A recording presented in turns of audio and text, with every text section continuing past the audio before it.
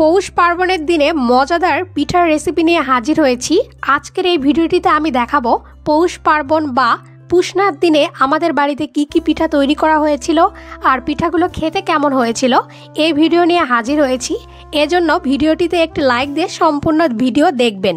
শীতকাল মানেই পিঠা খাওয়ার আমেজ। শীত পড়তে কি না পড়তে বাঙালিদের ঘরে ঘরে পিঠার উৎসব শুরু হয়ে যায়। এই পুষনার দিনে বা পৌষ পার্বণের দিনে বাঙালিরা বিভিন্ন রকমের পিঠার আয়োজন করে থাকে। এরকম আমার মা প্রথমে তৈরি করে নিচ্ছিল বকুল পিঠা। বকুল পিঠা তৈরি করার জন্য প্রথমে বকুল পিঠার ব্যাটারটা তৈরি করে নিতে হবে। এরপর পিঠাগুলোকে খুব সুন্দরভাবে ভেজে নিতে হবে। এরপর এটা রসে ডুবিয়ে দিতে হবে। সারা রাত রসে থেকে বকুল পিঠাগুলো খুব সুন্দর টুপটুপে হয়ে যায় এবং সকালে খেতেও ভীষণ ভালো লাগে। বকুল পিঠার সম্পূর্ণ রেসিপি আমি দিয়ে দিব আমার ইউটিউব চ্যানেলে, আপনারা চাইলে দেখে নিতে পারেন। এরপর একই তেলের ভিতর ভেজে নেওয়া হচ্ছে তেল পিঠা। এরপর তৈরি করে নিতে হবে পাটিসাপটা পিঠা। পাটিসাপটা পিঠার জন্য প্রথমে এর ব্যাটারটা খুব সুন্দরভাবে তৈরি করে নিতে হবে। পৌষ পার্বণের দিনে আমাদের বাড়িতে যে সকল পিঠা তৈরি করা হয়েছিল এ সকল পিঠাতে কোনো রকম কোনো জল ব্যবহার করা হয়নি। সবগুলো পিঠার ব্যাটার তৈরি করার জন্য মা এখানে ব্যবহার করেছিল খাঁটি গরুর দুধ। খাঁটি গরুর দুধ দিয়ে যে কোনো ধরনের পিঠার ব্যাটারটা তৈরি করে নিলে পিঠাটার টেস্ট দ্বিগুণ বেড়ে যায়। এজন্য মা এখানে খাঁটি গরুর দুধটাই ব্যবহার করেছিল।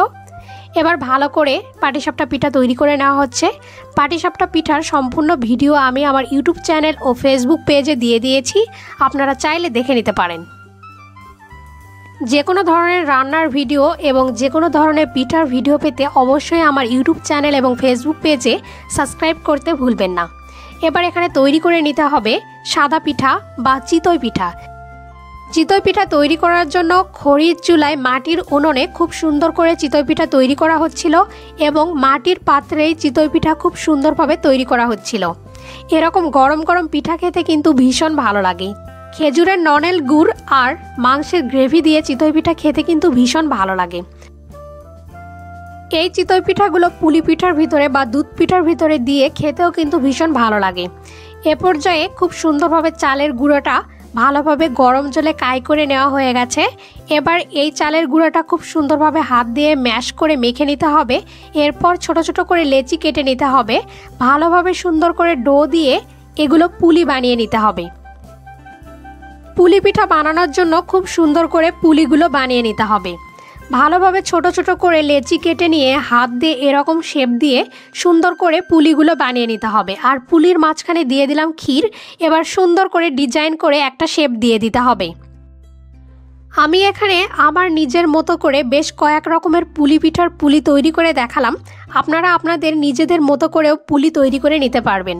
বেশ কয়েক রকমের ডিজাইন আপনাদের কাছে দেখালাম। এরকমভাবে পুলি পিঠার পুলি তৈরি করলে খেতে কিন্তু ভালো লাগে। পুলি পিঠার পুলি তৈরি করার জন্য ছোট ছোট করে পুলি তৈরি করলেই বেশি ভালো লাগে খেতে।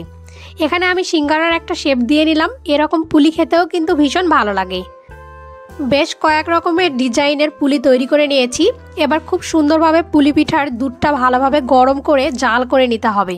আর এখানে খেজুরের নলের গুড় নিয়ে নিয়েছি। এবার খুব সুন্দরভাবে পুলি পিঠাটা তৈরি করে নিতে হবে।